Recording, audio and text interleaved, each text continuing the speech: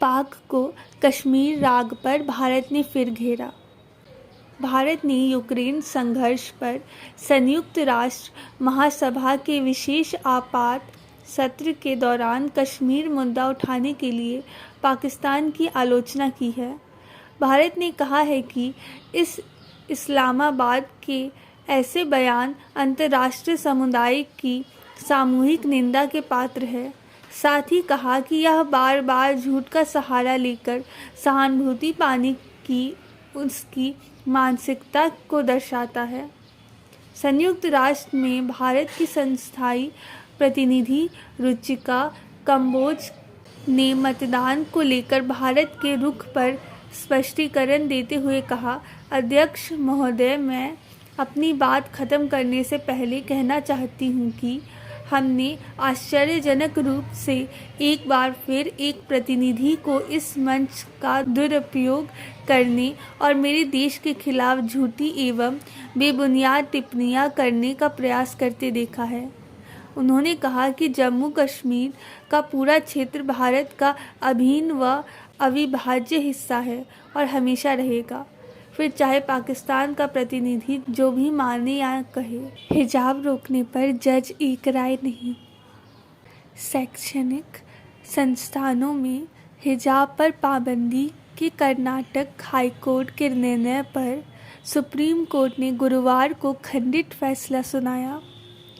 2 सदस्यीय पीठ में जज हेमंत गुप्ता ने हाईकोर्ट के फैसले से सहमति तो जज सुधांशु धूलिया ने असहमति जताई। एक राय न होने के कारण इस मामले को मुख्य न्यायाधीश यूयू ललित को भेज दिया गया ताकि बड़ी पीठ सुनवाई कर सके। न्यायमूर्ति हेमंत गुप्ता ने कहा, संवैधानिक नियमों के तहत क्या छात्रों को कपड़े चुनने का अधिकार दिया जा सकता है? हिजाब पहनना अनुच्छेद 25 के तहत अनिवार्य धार्मिक प्रथा में शामिल नहीं है। तो न्यायमूर्ति सुधांशु धूलिया ने यह कहा कि कर्नाटक हाईकोर्ट ने गलत रास्ता अपनाया।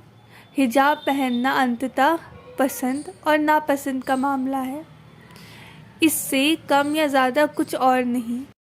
जयशंकर रिश्ते प्रगाढ़ बढ़ाने कल इजिप्ट की यात्रा पर जाएंगे। विदेश मंत्री एस जयशंकर शनिवार को 2 दिवसीय दौरे पर इजिप्ट जाएंगे। इस दौरान वह अफ्रीकी देश और भारत के बीच द्विपक्षीय संबंधों को मजबूत बनाने के नए रास्तों पर चर्चा करेंगे। विदेश मंत्रालय ने गुरुवार को प्रेस बयान में यह जानकारी दी है। केदारनाथ रोपवे को वन्य जंतु बोर्ड की मंजूरी। केदारनाथ रोपवे परियोजनाओं का रास्ता साफ हो गया है। राष्ट्रीय वन्य जंतु बोर्ड ने इस परियोजना के निर्माण को मंजूरी दे दी है।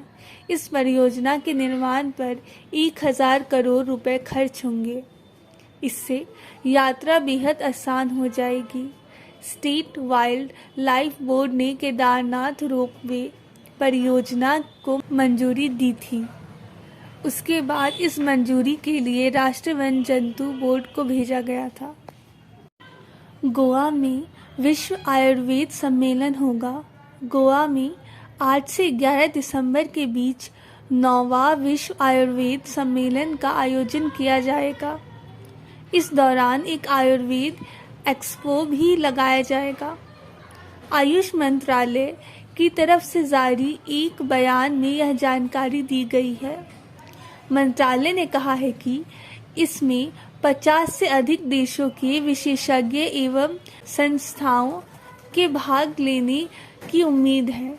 इससे पूर्व 8वां सम्मेलन 2018 में गुजरात में हुआ था। ऊर्जा क्षेत्र में आत्मनिर्भर बनने की तैयारी। बिजली उत्पादन, वितरण और पारेषण उद्योग से जुड़ी कंपनियों को एक मंच प्रदान करने वाला 3 दिवसीय पावरजेन इंडिया प्रगति मैदान में शुरू हुआ।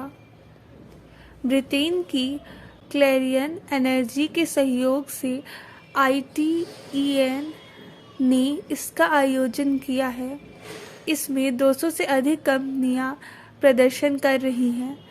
इसका उद्देश्य भारत को ऊर्जा के क्षेत्र में आत्मनिर्भर बनने के मिशन का आसन बनना है।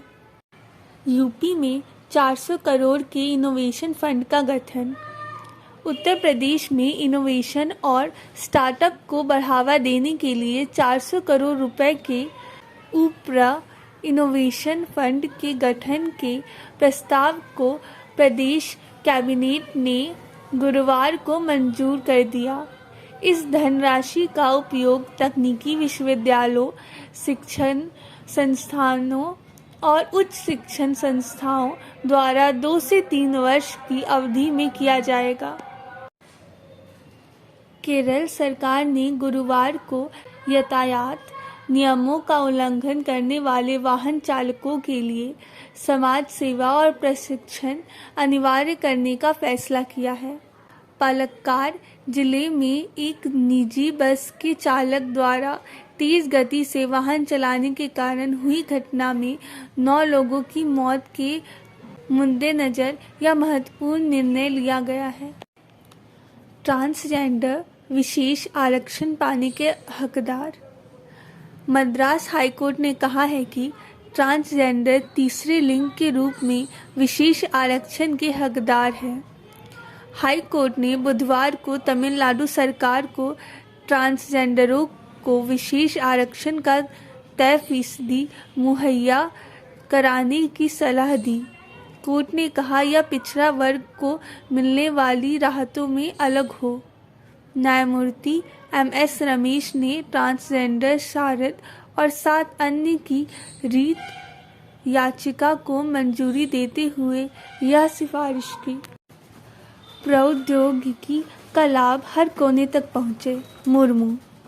राष्ट्रपति द्रौपदी मुर्मू ने ज्ञान आधारित समाज तथा देश को समस्याओं के प्रौद्योगिकी आधारित समाधान के महत्व को बढ़ावा देने की ज़रूरत पर जोर दिया।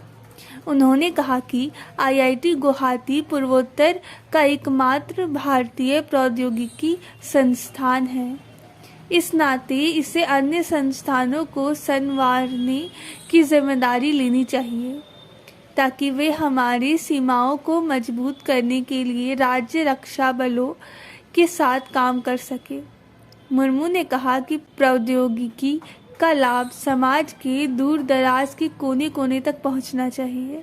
मुर्मू गुरुवार को IIT गुवाहाटी से केंद्र और राज्य की विभिन्न परियोजनाओं का वर्चुअल उद्घाटन करने और आधारशिला रखने के बाद बोल रही थी।